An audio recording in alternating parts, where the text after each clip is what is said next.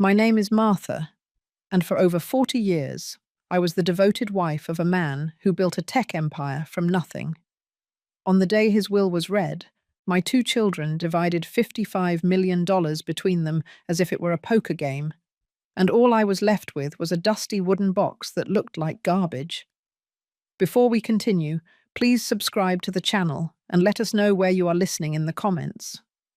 My husband Robert had been gone for a little over a month, and the grief still felt like a physical weight on my chest.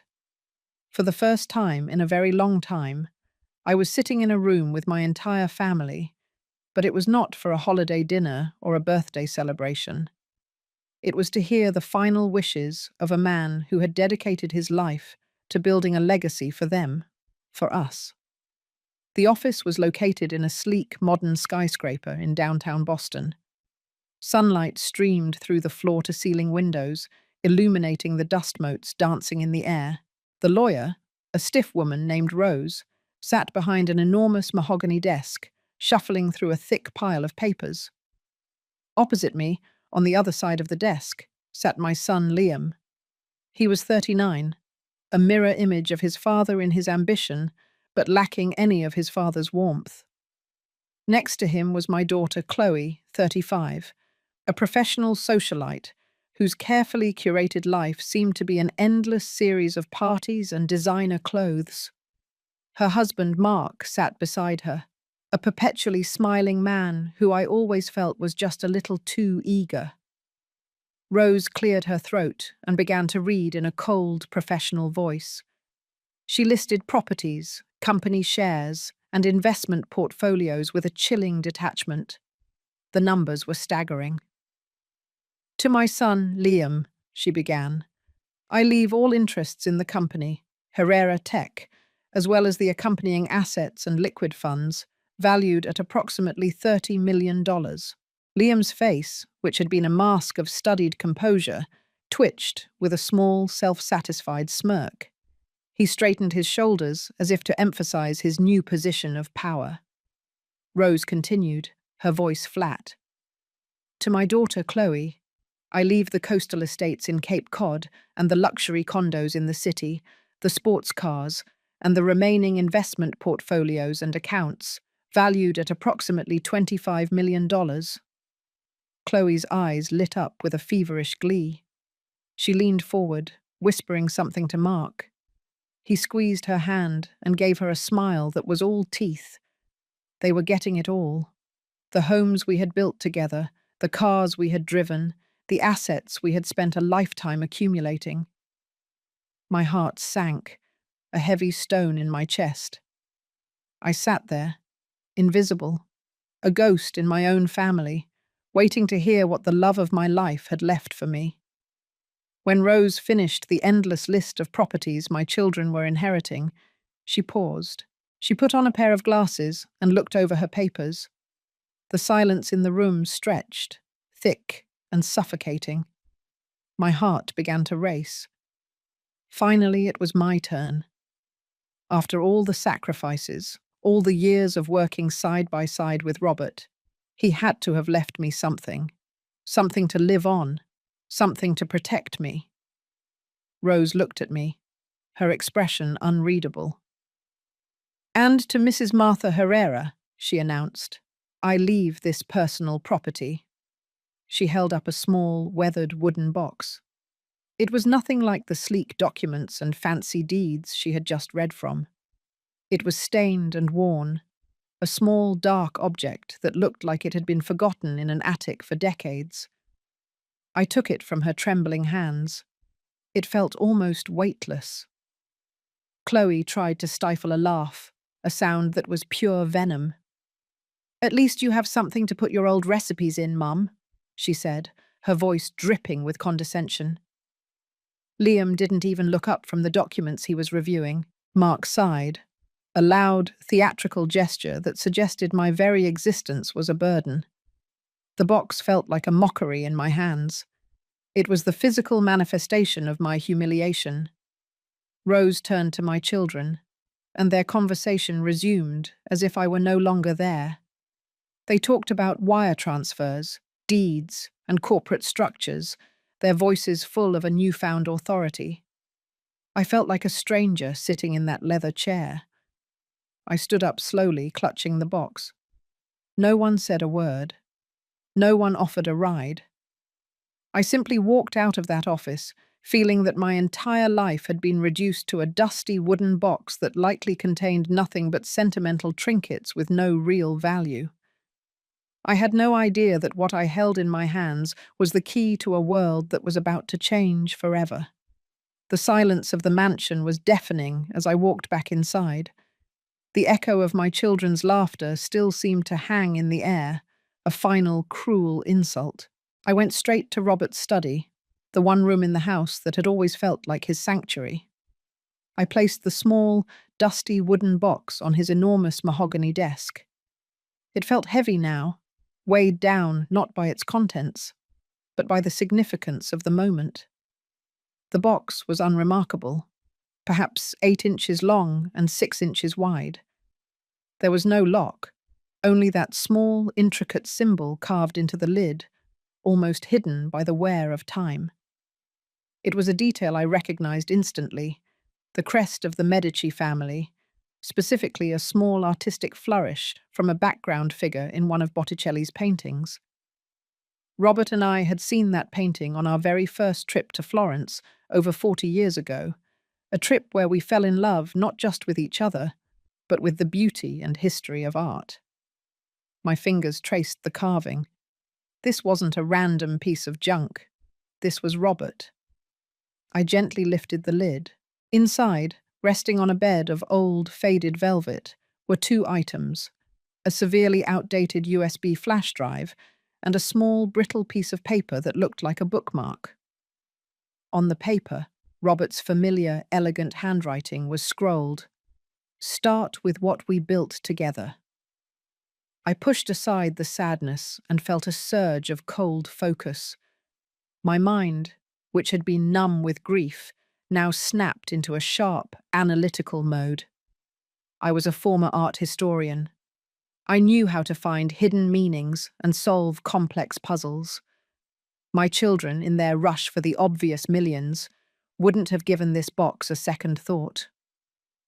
I picked up Robert's old laptop, which Liam had sneered at and left behind, calling it a museum piece. It was slow, but it worked. I inserted the USB.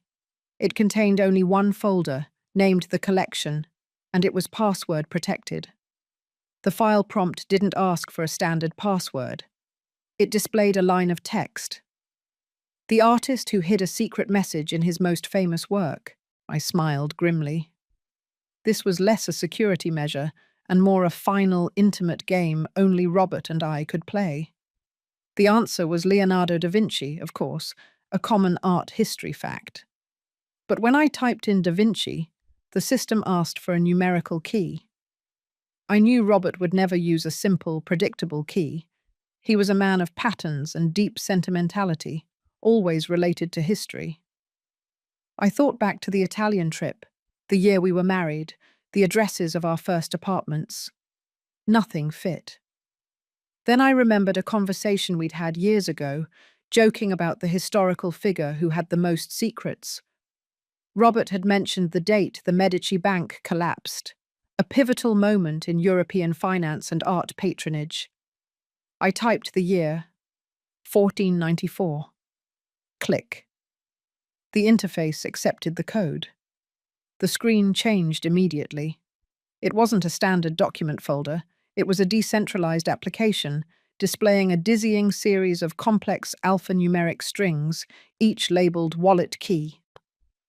My eyes darted to the top left corner of the screen where a live balance counter was spinning, its currency labeled BTC. The number stabilized at 100,000 unidades. $100 million. My breath hitched. The laptop almost slipped from my grasp. I sat back, staring at the number. My children had fought over $55 million, a fortune I now realized was simply the public-facing, taxable portion of Robert's wealth. He had been quietly building a colossal hidden empire in the digital space. Underneath the balance, a second clue appeared, flashing in bright yellow text. Now, seek the next piece of art. Robert hadn't just protected me financially, he had left me a roadmap, a treasure hunt coded in the language of our shared life. He knew Liam and Chloe, focused solely on the tangible assets, would overlook the invisible ones. He had disguised my real inheritance as a mere sentimental keepsake. The thought brought a sharp, exhilarating clarity to my mind. The game had just begun, and the rules were entirely in my favor. I stared at the computer screen for a long time, the number £100,000 Jason Sund flashing mockingly in the upper corner. It seemed impossible. For over 4 decades, I had handled all the family's finances, managed the household, and balanced the checkbook down to the last penny. Robert had been an open book, or so I thought, sharing every detail of his business dealings and investments with me.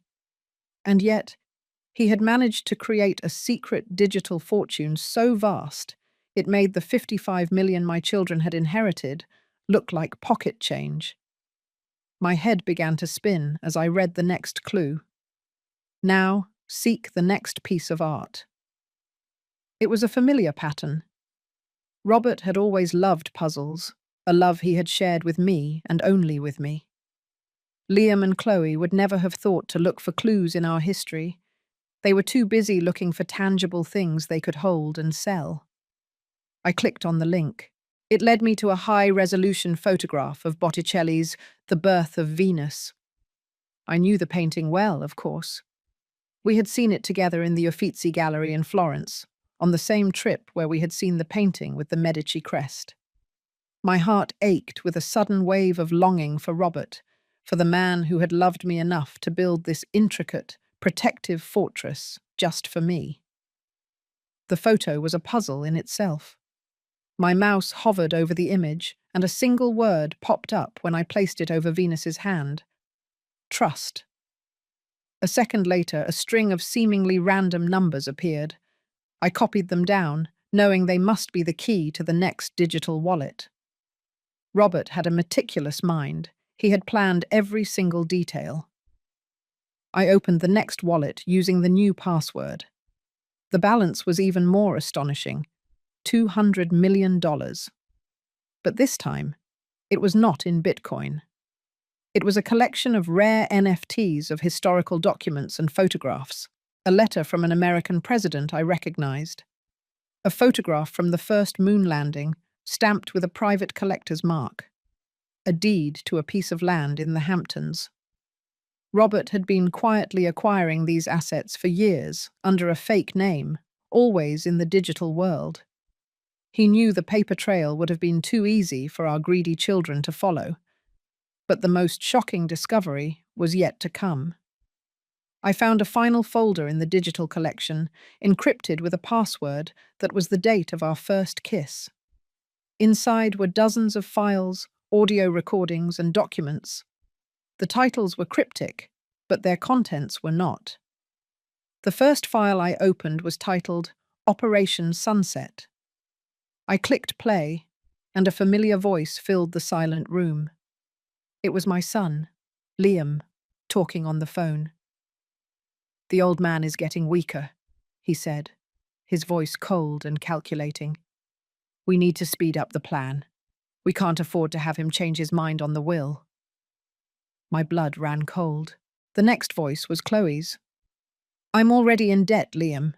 We need that money now. The foundation is getting too much attention from the wrong people." I suddenly understood what Robert had been trying to tell me. Liam was not just a reckless gambler. He had been secretly siphoning millions from the family business to fund his habit. And Chloe's fake charity was a front for money laundering and fraud. They were not just reckless and self-serving. They were criminals. The final audio file in the folder was a conversation between Liam and Mark. They spoke of the will, laughing about how stupid I was to believe a simple wooden box was all I was going to get. Mark's voice was filled with contempt as he said, "She's so old, so naive.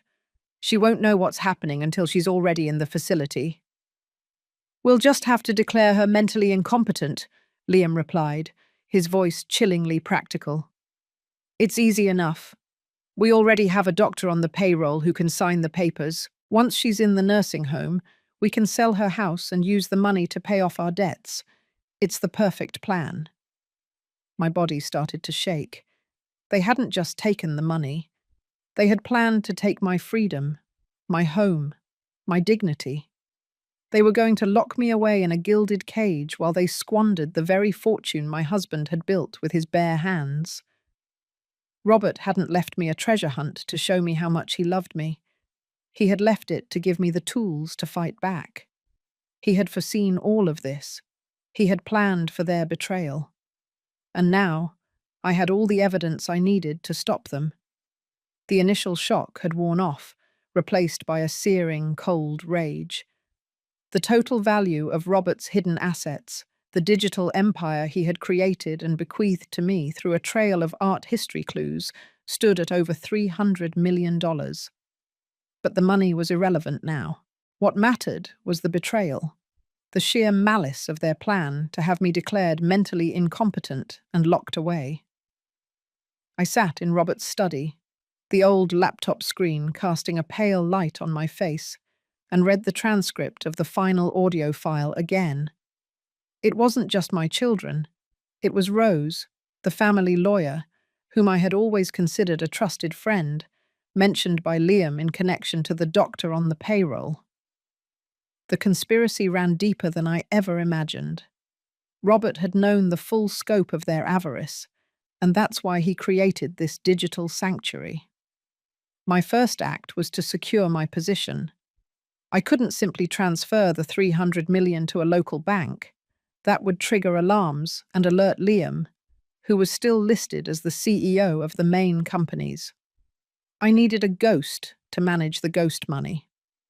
I remembered Robert mentioning a discreet, high-level financial consultant he used for his early tech ventures, a woman named Ilara Vance, based in Geneva, Switzerland.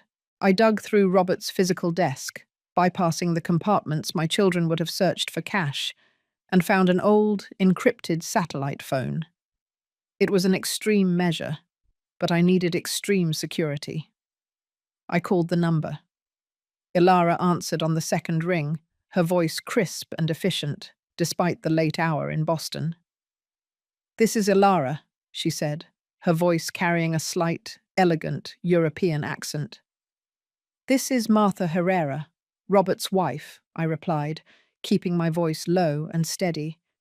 "He asked me to call you using this device, if he ever stopped calling you."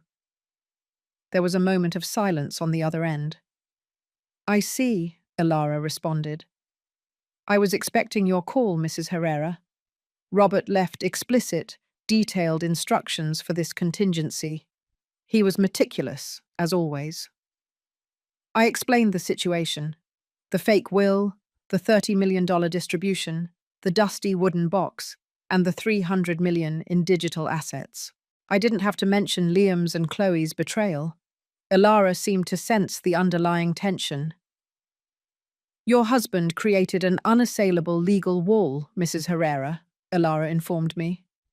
"The official will only covers the surface assets. The entirety of the digital fortune is held in an offshore, decentralized autonomous organization, a DAO, registered under your name as the sole beneficiary. It is legally outside the purview of the local estate. You have complete, immediate control." I felt a dizzying surge of power. "I need two things, Ilara. First, I need to create a liquidity channel, a ghost account, in a local American bank, capable of moving large sums discreetly. I need immediate access to $5 million for operational expenses and legal defense. Second, I need you to find me the best, most ruthless, and most discreet lawyer in the entire United States, preferably one specializing in corporate fraud and elder abuse defense. I need a man who plays chess, not checkers." Ilara didn't hesitate. "Consider it done. The ghost account will be active within 12 hours. For legal counsel, I recommend Julian Rhodes in New York. He is a legend in corporate law, known for his cold efficiency and ability to anticipate every countermove. He is expensive, and he only accepts cases that interest him. Robert anticipated this and set aside a retainer sufficient to buy his full attention. The word retainer was an understatement. Robert hadn't just reserved a lawyer, he had reserved an entire army. My next step was to find physical evidence. The digital recordings and documents were explosive, but a physical document was often more compelling in court. Robert's cryptic clue, "Seek the next piece of art," still lingered. It wasn't about another NFT, it was a distraction. The truth must be hidden in plain sight, in the house. I remembered a small, unassuming fireproof safe behind a false panel in the master bedroom closet. My children had searched the main safe downstairs, but they would never have thought to look there. I used the safe's combination, the day Robert and I first saw the Medici crest in Italy, 03-24, 1981. The small door clicked open. Inside, I found a single, non-digital item, a thick manila envelope labeled "The Collection Artifacts." I pulled it out, my hands shaking. Inside were neatly organized, damning physical records. The original will, Robert's actual last testament, dated a year prior, which explicitly left me everything except the publicly listed company shares, which were to be held in a trust controlled by me. The official will read by Rose was an outright fabrication. Banking records, a paper trail showing Liam's covert $3 million transfers from his company account to a series of high-risk crypto gambling platforms in the Caribbean. The dates matched the audio recordings where Liam said, "The old man is getting weaker." The deed, a copy of the deed to the main family residence, which Robert had legally transferred into my sole name 6 months before his death. Liam and Chloe's plan to sell the house was based on a lie they believed about the public records. The Willow Creek contract, a signed contract between Liam, Chloe, and a private high-security assisted living facility named Willow Creek Senior Sanctuary, 3 hours outside Boston. It was dated just 2 weeks before Robert's death. They weren't just planning this. They had already secured my prison cell. This was not just proof of greed and incompetence. This was proof of conspiracy to commit fraud and false imprisonment. Robert hadn't just given me money. He had given me an unassailable legal arsenal. The game had shifted from a sad drama into a high-stakes corporate and criminal thriller, and I was holding all the winning cards. I picked up the satellite phone and dialed Ilara again. "The time for subtlety is over," I told her. "I need Julian Rhodes here, in this house, within 48 hours. And I need a security detail that will make my children think twice before touching me." The realization of my children's monstrous plan to commit me to an isolated facility and sell the house that was legally mine did 2 things to me. First, it burned away the last vestiges of my grief for Robert, replacing it with a steely resolve. Second, it forced me to confront the past.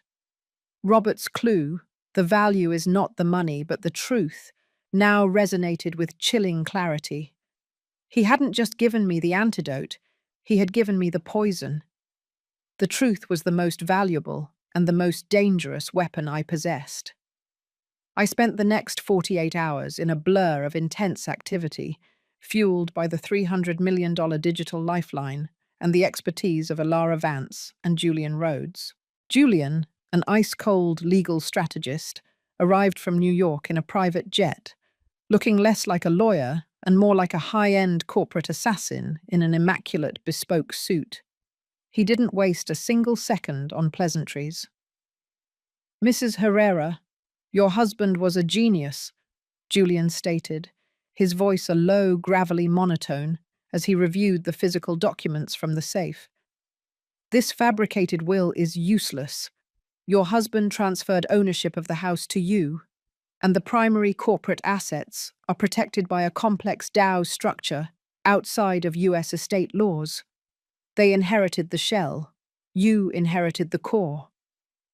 He tapped the contract for Willow Creek Senior Sanctuary. This, however, is criminal. We have definitive proof of conspiracy. The challenge is, do we pursue criminal charges, or do we use this as leverage to force them into a non-disclosure agreement and recovery plan? My mind was already made up. I want the criminal element to be public, but the revenge must be surgical, Julian. I want to shatter their reputation and their self-importance. I want them to lose everything they value, starting with their sense of entitlement, before they even realize I'm fighting back. Julian Rhodes smiled, a tight, thin line that made him look utterly menacing. A spectacular corporate and social dismantling. I can arrange that. My first move was to execute Robert's plan to reveal the truth to the outside world. Robert had compiled a detailed dossier, physical copies and digital backups, detailing the specific, shocking crimes committed by my children. I instructed Alara to create a secure, untraceable Dropbox for the documents. I then contacted Mitchell Reed, the investigative journalist Robert had discreetly helped years ago. Mitchell had built a career on exposing financial and social fraud among the Boston elite. "Mitchell, this is Martha Herrera, Robert Herrera's widow," I said over the satellite phone. "I have information that will blow the lid off the so-called Herrera legacy, but it needs to be an anonymous leak. I need you to find a story that writes itself, a story of unbelievable betrayal and corporate malfeasance." I sent him the anonymous link to the Dropbox containing all the evidence: Liam's $3 million gambling ledger, the internal memos proving Chloe's charity was a money laundering front, and, most damningly, the signed contract showing they prepaid for my long-term commitment at Willow Creek. The timing had to be perfect. My plan was to use the media leak to completely isolate Liam and Chloe, creating maximum social shock just before I launched the legal counterattack. My second move was to hire a team. Robert's original corporate lawyer, Rose, was now a threat. I needed control of the one institution they still respected, Herrera Tech. Julian quickly identified the single person with the most control over the board: Marcus Thorne, the chief financial officer. Marcus had been Robert's right-hand man for 30 years. He was honorable, meticulous, and deeply respected by the staff. He had also been consistently sidelined by Liam since Robert's death. I arranged a clandestine meeting with Marcus at a small, neutral location, a public library reading room far from our usual haunts. Marcus was visibly stressed and exhausted. "Martha, I don't know what's happening," he confessed, his voice low and ragged. "Liam is a disaster. He's draining the company's reserves with reckless investments. He's using company capital to buy up high-risk crypto assets without board approval. The financial structure Robert built is collapsing." I opened my briefcase and slid a single file across the table. It was the transcript of Liam's call discussing his gambling debts and a forged company transfer. Marcus picked it up, read the document, and his face went white. "My God," he whispered. "He's stealing from the company. This is a criminal offense." "It is," I confirmed, keeping my voice level. "But he doesn't know what I know. Robert didn't leave you behind, Marcus. He made me the sole owner of the holding company that controls the core equity. Liam inherited a puppet company with no actual value." I then showed him the Willow Creek contract. Marcus stared at the prepaid commitment form, the dates, the signatures of Liam and Chloe, and the name of the sham doctor. "They are trying to commit you," he said, his voice laced with disgust. "They are," I replied, "and they are about to make their move. I need you to hold the line, Marcus. I need you to protect the employees and the company values Robert held so dear. When the press hits, I need you to call an emergency board meeting cite gross negligence and criminal malfeasance, and prepare the paperwork to freeze all of Liam's active corporate accounts. Marcus nodded slowly, the shock giving way to resolve. Robert would have wanted this. I'm in, Martha. Tell me what to do. Wait for the signal, I instructed. Wait for the noise. Then strike with surgical precision. I left the library, feeling a powerful mixture of adrenaline and purpose. I was no longer the grieving widow. I was the architect of a spectacular, inescapable downfall. The pieces were now in place: the legal shark, the silent security, the media assassin, and the inside man. The stage was set for the children's next move, the trap they were about to walk right into. I just needed to wait for them to approach the cage they had built for me. The moment I pressed send on the satellite phone, confirming the transfer of the $5 million operational fund and setting the arrival of Julian Rhodes and the security team, a sudden, unnerving silence fell over the house. I knew my children were circling.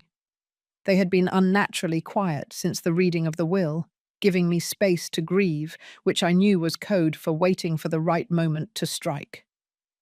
The stillness was broken 24 hours later by the sharp, insistent peal of the doorbell.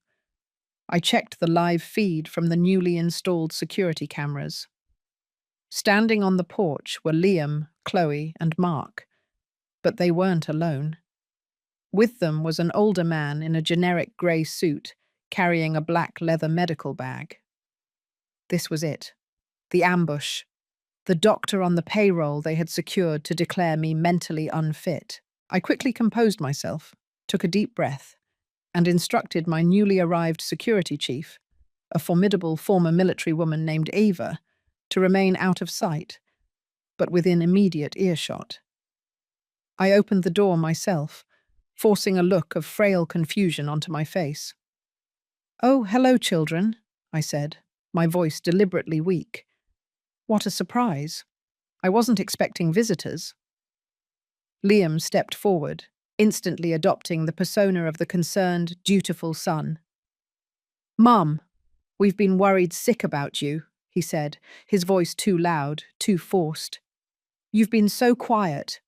We brought a specialist, Dr. Hayes, just to check on you, make sure you're coping well." "Dr. Hayes is a geriatrics specialist," Chloe chirped, holding a glossy brochure that looked suspiciously like the one for Willow Creek Senior Sanctuary. "He's just going to ask you a few simple questions, Mum, for your peace of mind." I let them shepherd me into the living room, observing their choreography. Liam took the armchair opposite me, positioning himself to block my direct view of the hall. Chloe placed the brochure prominently on the coffee table. Mark hovered near the door, acting as the nervous lookout. They were following their script perfectly. Dr. Hayes sat down, pulled out a notepad and pen, and smiled with an unsettling amount of false sincerity. "Hello, Mrs. Herrera. Just a routine check-in. Can you tell me what day of the week it is?" I played the role of the hesitant, slightly confused old lady. "It's Thursday, isn't it, dear? I lose track these days." It was actually Friday, and I knew it. Liam shot Chloe a triumphant look. The trap was springing shut. Dr. Hayes leaned in conspiratorially. "And can you tell me about the will reading, Mrs. Herrera? How did you feel about the distribution of Robert's assets?" This was the key question, the one designed to make me appear either delusional, if I mentioned the 300 million, or emotionally broken, if I lamented the dusty box. "Oh, the will," I said, letting a slight tremor enter my voice. "I remember it perfectly. My children took the companies and the properties, the $55 million, and I received a small box." I paused, letting the humiliation settle on them. A very dusty box.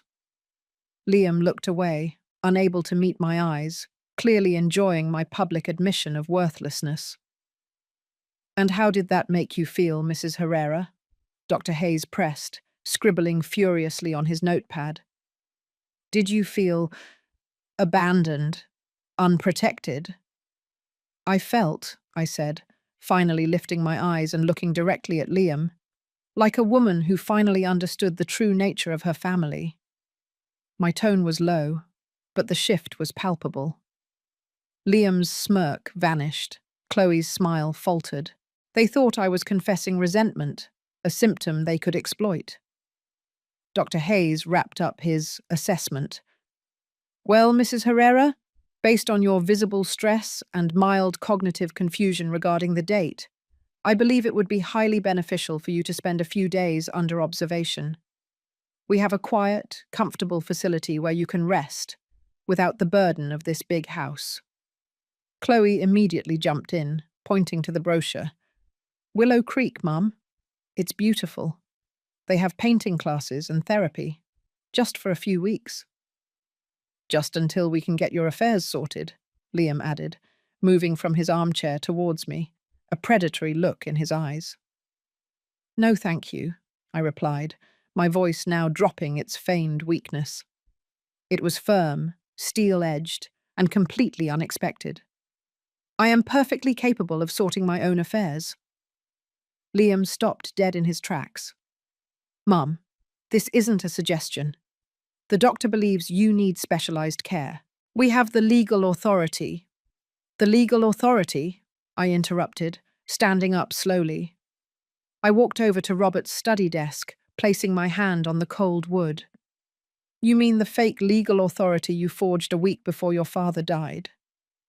The air in the room seemed to solidify. Liam's jaw dropped. Chloe's hand flew to her mouth, and her eyes, usually so calculating, were now wide with pure terror. Mark froze by the doorway. I don't know what you're talking about, Mum, Liam stammered, his facade cracking completely. You're confusing things. We are just trying to help you. Help me? I echoed, pulling out a sealed document from my pocket, a document Julian Rhodes had prepared. I'm talking about this. I held up a copy of the deed, clearly showing the legal transfer of the house into my sole name. The deed to this house was transferred to me 6 months ago. You have no right to sell it, and you certainly have no right to enter it without my permission. I then pulled out the copy of the Willow Creek contract. I didn't unfold it. I simply showed them the distinctive logo and the prepaid deposit date. I'm also talking about this, Liam, I continued, my voice low and dangerous. The contract you signed and prepaid, 2 weeks before your father's funeral, to lock me away like an old dog. Tell me, Dr. Hayes, I addressed the imposter, was the $5,000 they paid you worth an immediate investigation into elder abuse and conspiracy to commit false imprisonment? The fake doctor visibly recoiled, his face turning an alarming shade of grey. He grabbed his briefcase and stumbled backward towards the door, desperate to escape the trap I had sprung. But before he reached it, the front door opened, and Eva, my security chief, stepped into the living room, blocking the exit. Her presence was a silent, powerful warning. Stay exactly where you are, I commanded, my voice resonating with an authority none of them had ever heard before. The conversation has changed, children. Now, we talk about the $300 million. The tension in the living room was so thick it was almost unbearable. Liam was white with shock, his expensive suit now looking ridiculous on his suddenly small, pathetic frame. Chloe was staring at the floor, whimpering softly, her veneer of socialite glamour completely dissolved.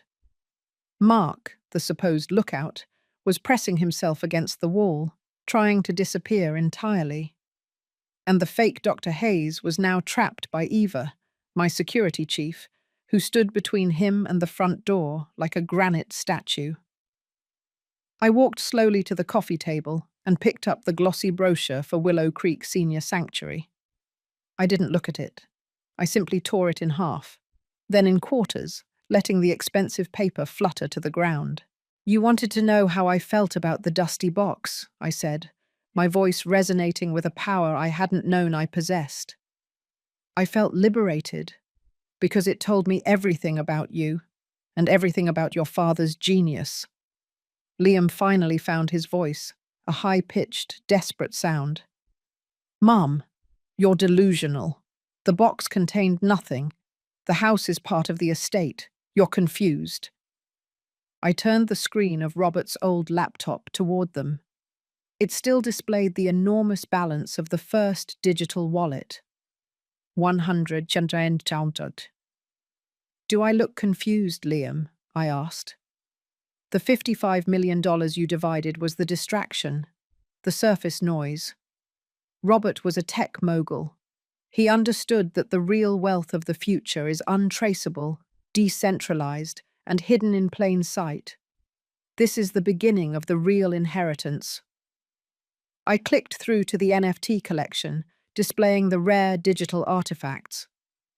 "The collection," I stated, "is valued at over $300 million.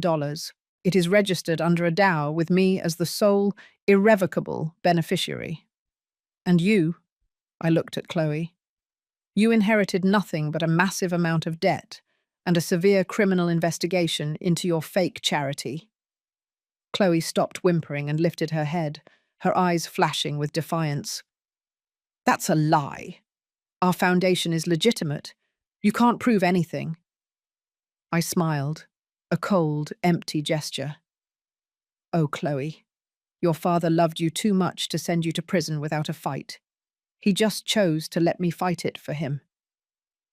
I pulled the satellite phone from my pocket and activated the speaker. A clear, high-quality audio recording began to play, instantly filling the room. It was the conversation I had heard previously, but this time it was being amplified through the sophisticated device. "We need to speed up the plan. The old man is getting weaker." Liam's voice. "I'm already in debt, Liam. We need that money now. The foundation is getting too much attention from the wrong people." Chloe's voice. "Don't worry, we have the fake will. We have the doctor.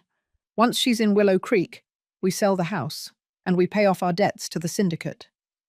Mark's voice. I let the recording play to the very end. The silence that followed was absolute. "That's enough," I said, shutting off the recording. "Liam, we have the ledger for your $3 million gambling transfers, signed by your own hand. Chloe, we have the invoices detailing the money laundering through your charity. And Mark, we have the paperwork showing your direct involvement in planning my false imprisonment at Willow Creek." The fake doctor, seeing his escape route blocked and hearing the evidence, suddenly slumped against the wall, covering his face. "I was just paid $5,000, he muttered. "I didn't know the scope of it." "You were paid to sign papers stating I was insane," I shot back. "That's why Robert left me the truth. Because the truth is what you didn't deserve to know." Liam, ever the corporate manipulator, quickly regained some composure. He tried to appeal to my motherly instincts, his final resort. "Mum, please. We are your children. We made mistakes, bad investments. But that money, the $300 million, it should stay in the family. Let us help you manage it. We can pay off our debts, and we can work to earn your trust back. We're sorry." "Sorry?" I repeated, stepping closer to him, my eyes fixed on his. "You were planning to destroy my life, not save yours. You gambled away the physical company, and you planned to steal the house your father put in my name. You think an apology is enough to cover conspiracy and fraud?" I didn't give him a chance to answer. I walked over to Robert's study desk and picked up a clean, unused satellite phone. This was the one Ilara had provided for my direct, secure contact with the outside world. "This is not a negotiation, Liam. This is a surrender. I have activated an internal audit of all Herrera tech finances, led by Marcus Thorne. I also have Julian Rhodes, the most ruthless corporate defense attorney in New York, preparing the final legal documents."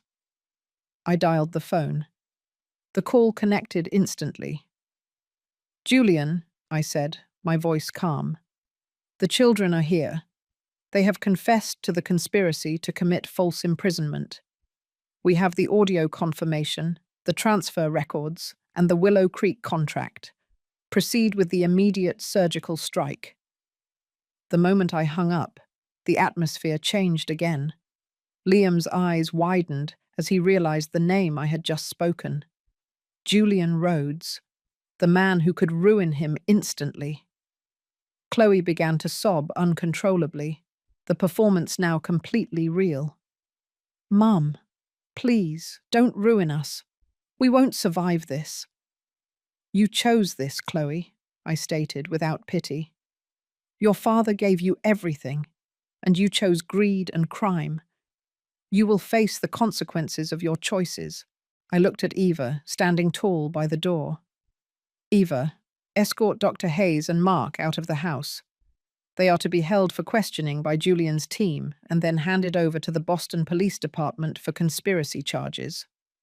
Do not let them speak to Liam or Chloe." Mark, upon hearing the words police department, let out a choked cry and tried to bolt, but Eva smoothly grabbed his arm and pinned him to the wall with brutal efficiency. I turned back to my children, who were now paralyzed with fear. "You think you can take my money and lock me away? You were wrong. You underestimated the quiet woman who always sat in the kitchen. You forgot that I was the one who listened to your father every night for 42 years. I know more about business, about secrets, and about the darkness in your hearts than you could ever imagine." "Now," I commanded, my voice dropping to a decisive whisper. "It is time for the social dismantling, the destruction of your carefully constructed public images, the final, spectacular fall." The confrontation had shattered their world. Liam and Chloe stood frozen, their faces masks of disbelief and dawning horror. They had encountered a ghost, the woman they thought was invisible, now wielding a terrifying triple-digit fortune and an arsenal of legal and criminal evidence. I didn't give them a moment to regain their footing. The goal now was total social destruction, a public humiliation so profound it would make their corporate collapse the least of their worries. "Mark and the fake doctor are gone," I stated, watching as Eva confirmed the perimeter was secure. "Their problems are now with the Boston Police Department. Your problems, however, are just beginning."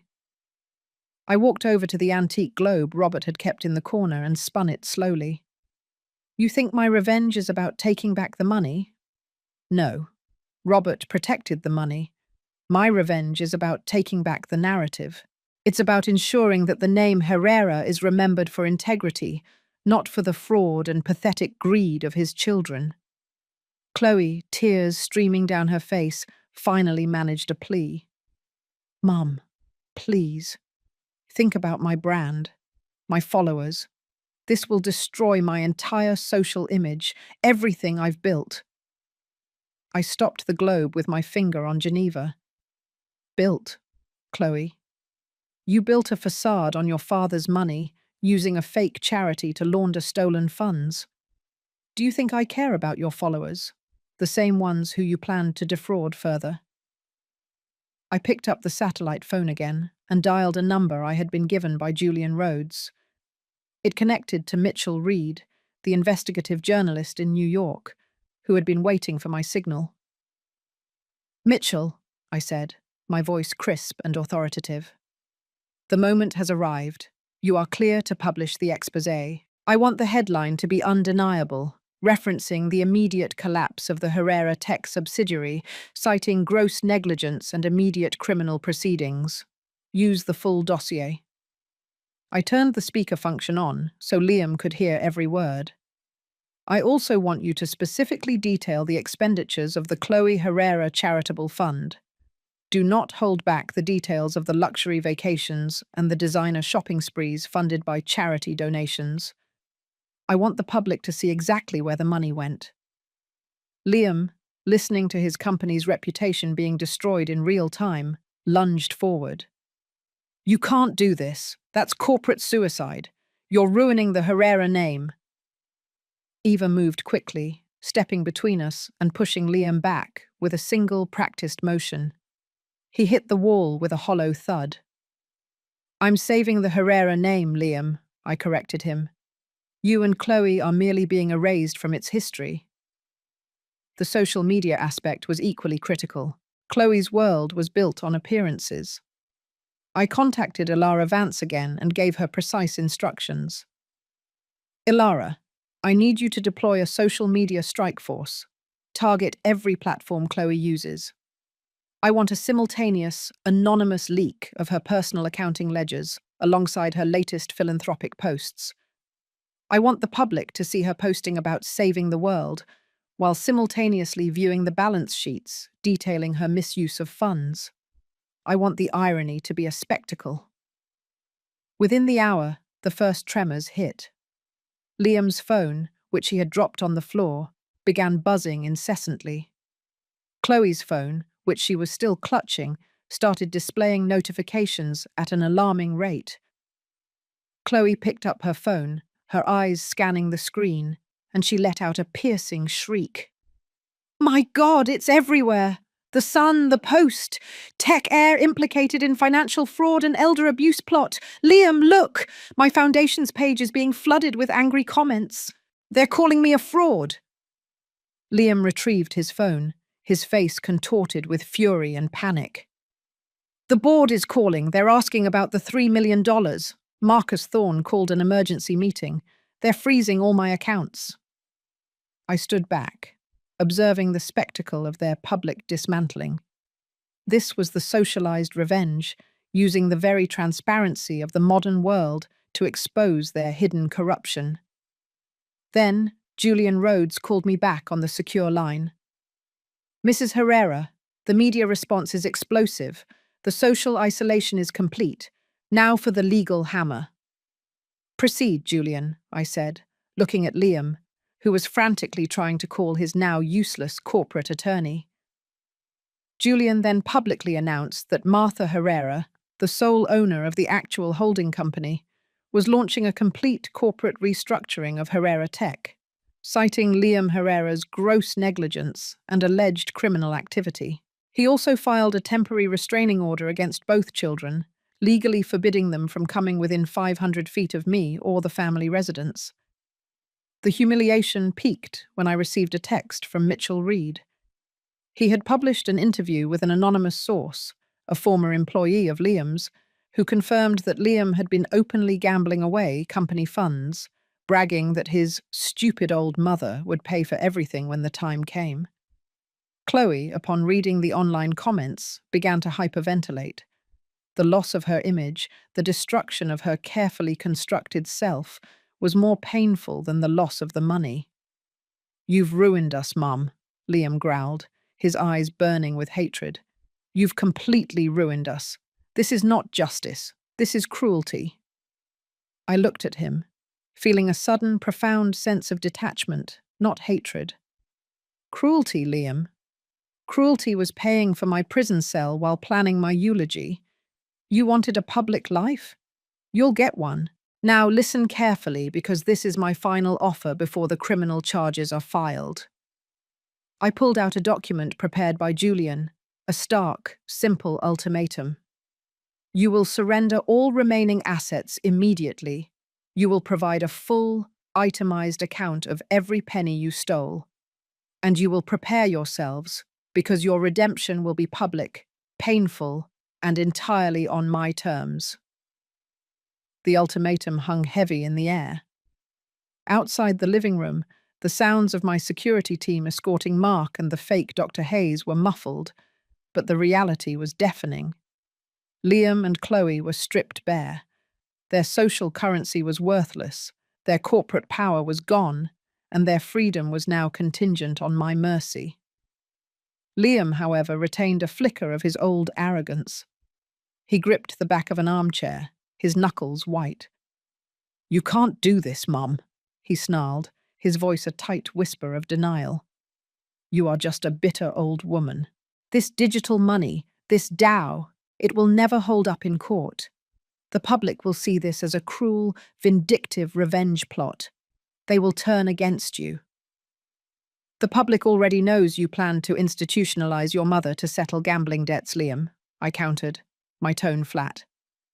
They know Chloe used the Martha Herrera legacy fund to buy designer bags.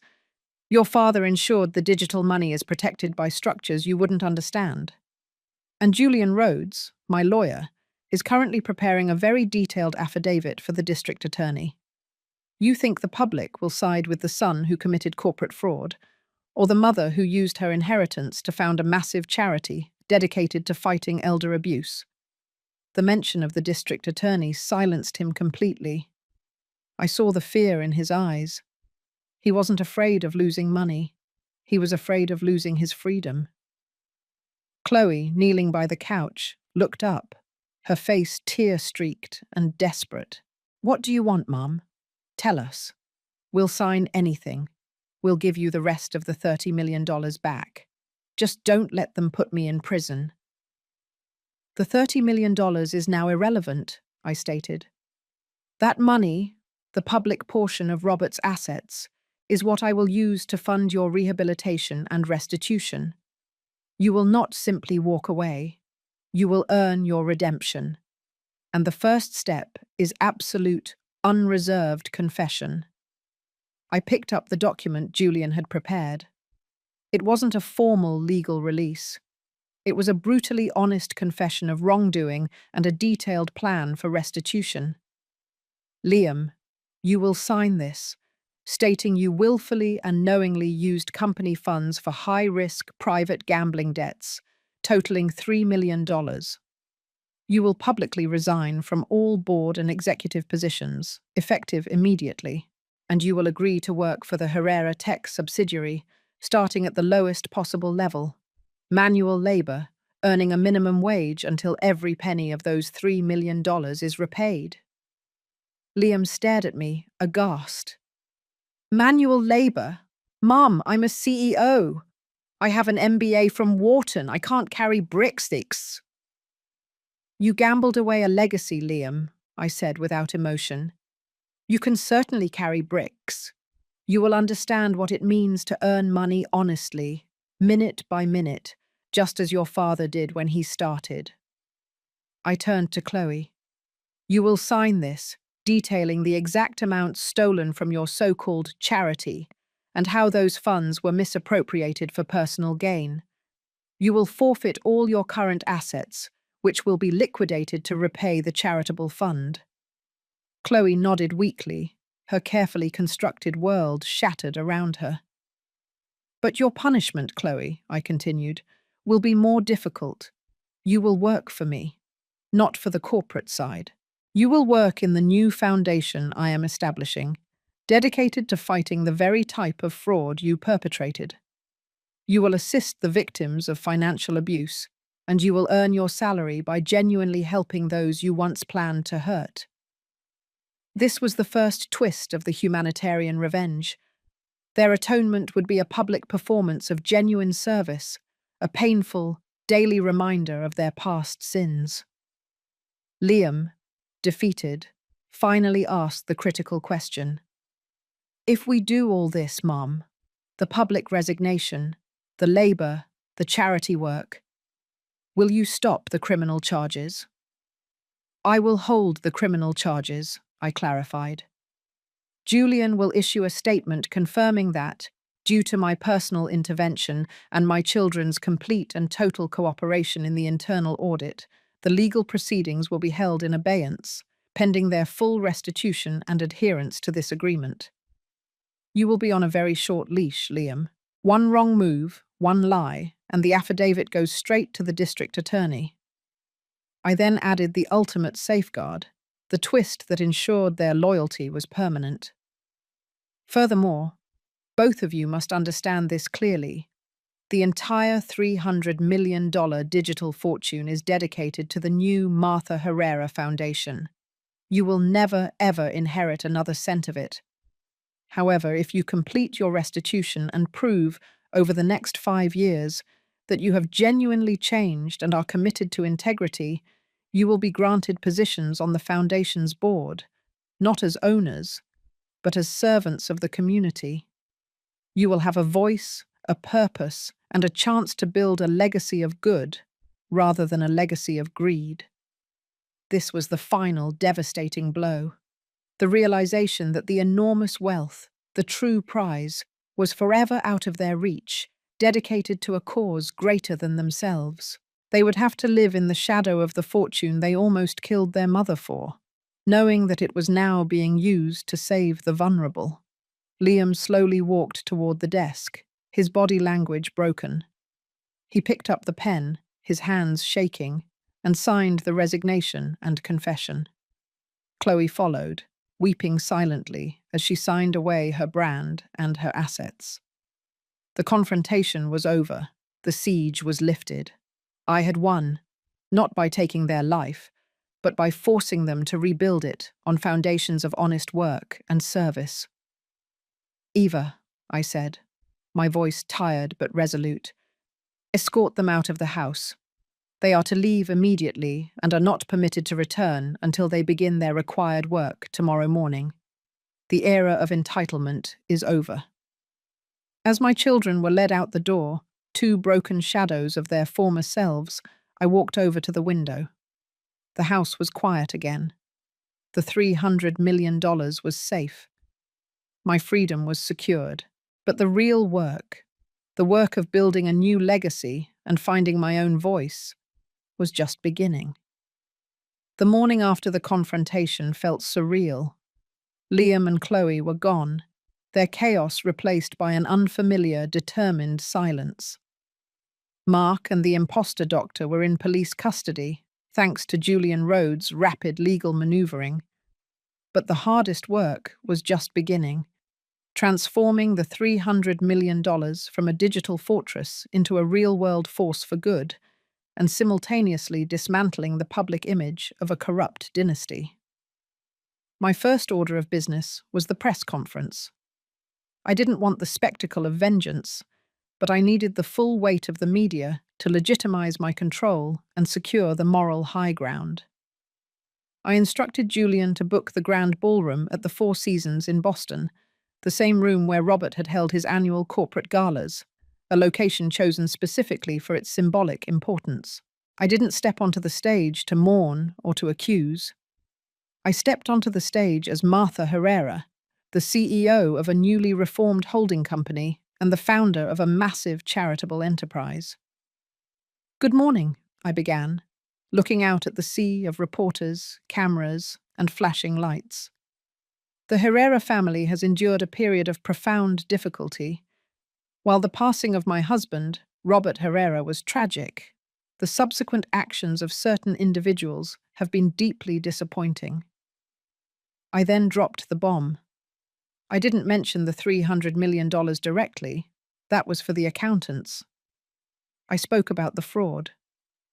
I have today completed a full corporate restructuring of all Herrera interests. This was necessitated by the discovery of severe financial mismanagement and gross negligence by the former CEO, Liam Herrera. Due to his extensive gambling debts and reckless transfers, totaling over $3 million, he has been immediately and permanently removed from all corporate boards and executive positions. The room erupted. Reporters scrambled, shouting questions about where Liam was and if criminal charges were imminent. I waited for the noise to subside, then delivered the second, more crushing blow. Furthermore, the so-called Chloe Herrera Charitable Fund has been exposed as a money laundering front. Funds designated for genuine causes were systematically diverted for the personal use of its founder. This foundation has been dissolved, and all assets are being immediately liquidated to repay the charitable donations that were stolen. This was the core of the social collapse. Liam was a corporate failure. Chloe was a moral failure. The public would forgive gambling debts, but they would never forgive stealing from charity. But the real twist, the socialized humanitarian revenge, came next. "However," I announced, raising my voice to cut through the noise, "the Herrera legacy will not be defined by the corruption of a few. It will be defined by the vision of Robert Herrera." I am here today to announce the formation of the Robert and Martha Herrera Foundation for Financial Integrity and Elder Dignity. I explained that the foundation would be funded by a massive, immediate, and fully public grant from the family's assets. I stated that its mission was twofold. First, to provide legal aid and financial resources for older Americans who are victims of financial fraud and abuse by their own family members, the very crime my children had attempted. Second, to provide corporate oversight training to prevent the kind of internal theft Liam had committed. I then unveiled the final, perfect detail. The Foundation's initial staff will be comprised entirely of former victims and forensic accountants dedicated to transparency. And as for my children, Liam Herrera and Chloe Herrera, they have signed a legally binding restitution agreement. They will not walk away free. I paused, letting the weight of the sentence settle.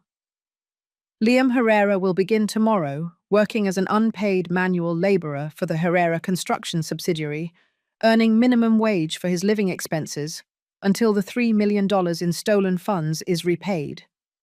Chloe Herrera will begin working immediately for the new foundation, assisting the victims of fraud, the very people she planned to victimize. Their path to redemption begins with service and sweat. The room was speechless. This was not the typical corporate scandal where the heirs simply vanished with golden parachutes. This was a public, painful, and highly visible demotion, a televised public shaming that forced them into visible atonement. It satisfied the public hunger for justice, while keeping the criminal threat, the prison sentence, hanging over them. As the press conference concluded, I took a private moment with Marcus Thorne, the newly reinstated CFO. "The chaos is magnificent, Martha," Marcus said, a genuine look of awe on his face. "But the staff is reeling. The clients are terrified. We need stability." "Stability comes from truth, Marcus," I replied. "I need you to call a full employee town hall meeting. I want to meet every person who works for Herrera Tech. I want them to see the owner of the company, not a spoiled heir. I want them to hear directly from me that their pensions are safe, their jobs are secure, and that the only thing leaving this company are the criminal elements. My world, once small and confined to the domestic sphere, was suddenly enormous, filled with corporate strategy, media management, and humanitarian planning. The dusty wooden box hadn't just given me money, it had given me a throne, a voice, and a purpose larger than anything I had ever known. I realized that Robert had not only saved me from my children, he had saved me from the limitations of my own invisible life. And now, I was ready to wield that power. The aftermath of the press conference was a storm of public fury and media scrutiny. Liam and Chloe, stripped of their titles and their illusions, were forced to face their new reality. This chapter, however, was about my transformation from the victim into the architect of change, and the painful initiation of my children into the world of genuine work. My first act as the new head of the Herrera empire was to address the employees of Herrera Tech. Marcus Thorne, the newly appointed interim CEO, had organized a mandatory town hall in the company's main manufacturing plant. When I walked onto the makeshift stage, dressed in a simple but sharp navy suit, I wasn't met with applause, but with wary silence. These people had seen their pensions threatened by Liam's recklessness. They didn't trust a grieving widow to save their jobs. "My name is Martha Herrera," I began, my voice amplified by the microphone, cutting through the vast space. "For 42 years, I was Robert Herrera's partner. I know many of you are concerned about the future of this company. Let me be clear. The era of entitlement, recklessness, and financial fraud is over." I spoke not about the $300 million fortune, but about the security of their jobs, the integrity of the supply chain, and the immediate restoration of all employee benefits Liam had secretly cut to fund his gambling. I announced the establishment of a profit-sharing trust using a portion of the digital assets, ensuring that if the company flourished, every employee would directly benefit. I promised transparency, integrity, and a return to Robert's core values. The applause that followed was slow at first, then built into a genuine, roaring affirmation of loyalty. They didn't see a rich widow. They saw a leader fighting for them. Meanwhile, my children's restitution had begun. Liam's first day as a manual labourer at the Herrera construction site was a spectacle. Julian Rhodes had insisted on sending a single discreet photographer to document the moment for insurance purposes, and the photo quickly found its way to Mitchell Reed. The image of Liam, the former CEO with the Wharton MBA, standing in dusty, ill-fitting work boots, clumsily hauling bags of concrete mix, was a powerful visual testament to the phrase, "How the mighty have fallen." Liam's former employees, the construction foremen and labourers he had consistently looked down on, were now his supervisors. They didn't show pity. They showed the harsh, unforgiving efficiency of the working world. Liam, exhausted and covered in sweat, tried to argue with his foreman, demanding better tasks, citing his education. The foreman, a man named Rico, simply pointed to the shovel. "Your education means nothing here, Liam," Rico stated flatly. "You signed a contract. Your name is liability now. You earn your right to speak with honest work. Now get back to that truck." Chloe's initiation was equally brutal, but psychologically damaging. Her work for the new Martha Herrera Foundation began in the basement of a quiet office building, surrounded by boxes of financial aid applications. Her task was to categorize and process the files of older women who had been victims of family financial abuse, the exact victims she had planned to create. Her first client, a 70-year-old woman named Evelyn, had lost her entire retirement savings to a scheme orchestrated by her own grandson. Evelyn's story was heartbreaking and familiar, a mirror of my own planned fate. Chloe, accustomed to discussing designer shoes and Bali retreats, was forced to listen to the brutal, monotonous details of fraud. "He promised me he would double the money, dear," Evelyn tearfully told Chloe. "He was my favourite. I trusted him with everything." Chloe, who was supposed to be comforting the woman, suddenly ran out of the room, vomiting in the nearest bathroom. The reality of her actions, the human cost of her greed, was hitting her with visceral force. She was forced to confront the wreckage of her moral landscape daily. I received daily reports from Ilara Vance and Julian Rhodes, detailing their progress and my children's reactions. Liam complained constantly about the exhaustion and the degradation. Chloe protested that the work was too depressing and emotionally draining. "They are experiencing consequences, Martha," Julian reported dryly. "The humiliation is the catalyst. They have to face the music before they can sing a new song. I made a deliberate choice not to see them. I refused to accept their phone calls or their self-pitying texts. My focus was entirely on building the foundation. I channeled the $300 million into establishing a nationwide legal aid network and creating the Digital Integrity Task Force, dedicated to helping older citizens navigate and protect their assets in the digital world. I was no longer Martha, the wife. I was Martha, the founder. I was the woman who sat in marathon board meetings, negotiated with major banks, and spoke with senators about elder protection laws. My background in art history, the ability to find patterns and expose concealed narratives, translated perfectly into corporate and humanitarian strategy. One afternoon, Marcus Thorne walked into my new office with an expression of disbelief. "Martha, you need to see this," he said, handing me a printout of an online news comment. The comment was posted by an anonymous user named Liam H. It was a simple, short paragraph posted beneath an article detailing my foundation's work.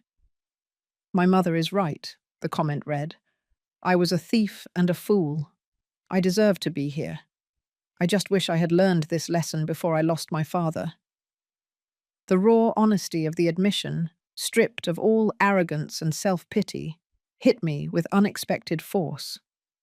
It was the first genuine sign of introspection, a small crack in the concrete wall of their denial.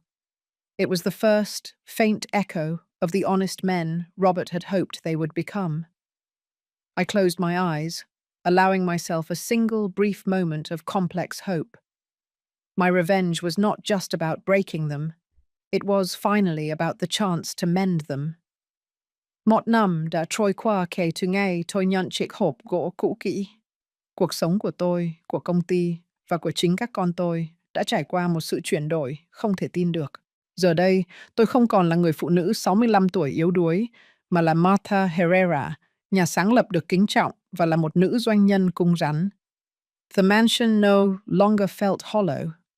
It felt energized, filled with the purposeful efficiency of Julian Rhodes' legal team and the genuine warmth of the foundation staff.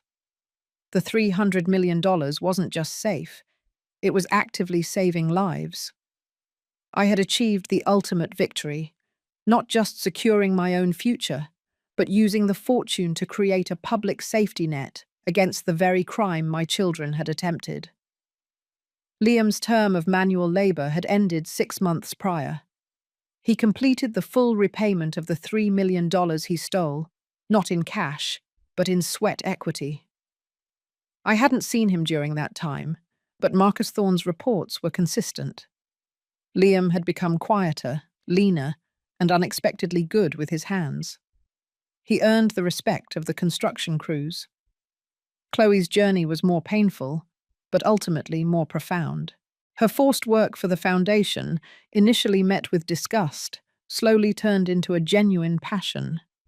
She had moved from processing aid applications to leading group therapy sessions for victims of financial fraud. She possessed a unique, if hard-won, insight into the mechanisms of betrayal, allowing her to connect with the victims in a way no professional could. She was earning her purpose, day by day. One crisp autumn afternoon, I received a short, handwritten note from Liam, the first piece of non-legal communication I had received from him since the confrontation.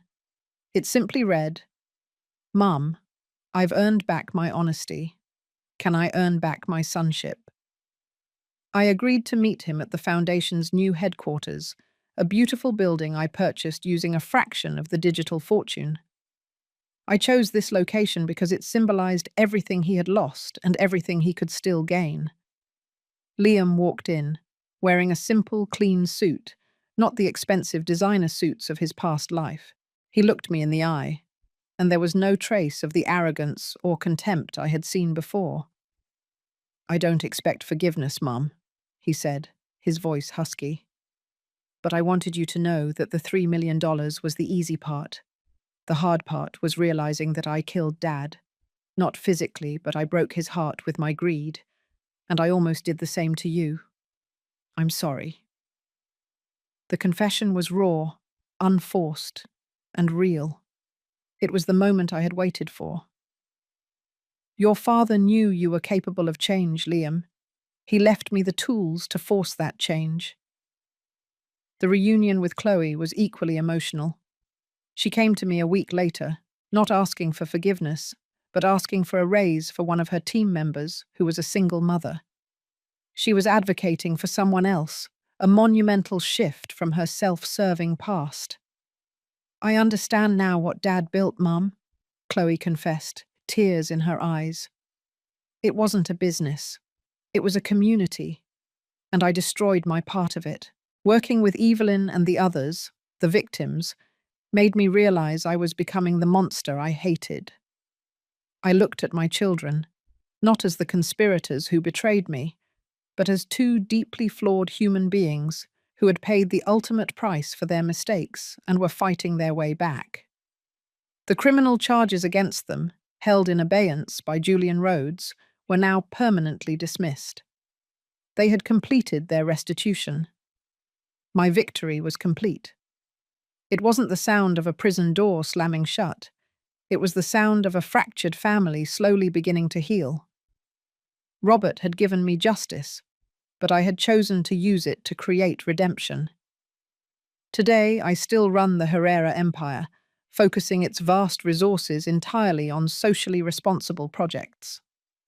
Liam, restored to a non-executive, highly vetted position, is now a valuable project manager for the construction company, focusing on the foundation's affordable housing initiatives. Chloe is the director of victim advocacy for the foundation, the public face of its humanitarian efforts. They will never inherit the bulk of the $300 million fortune, which remains the permanent endowment for the foundation.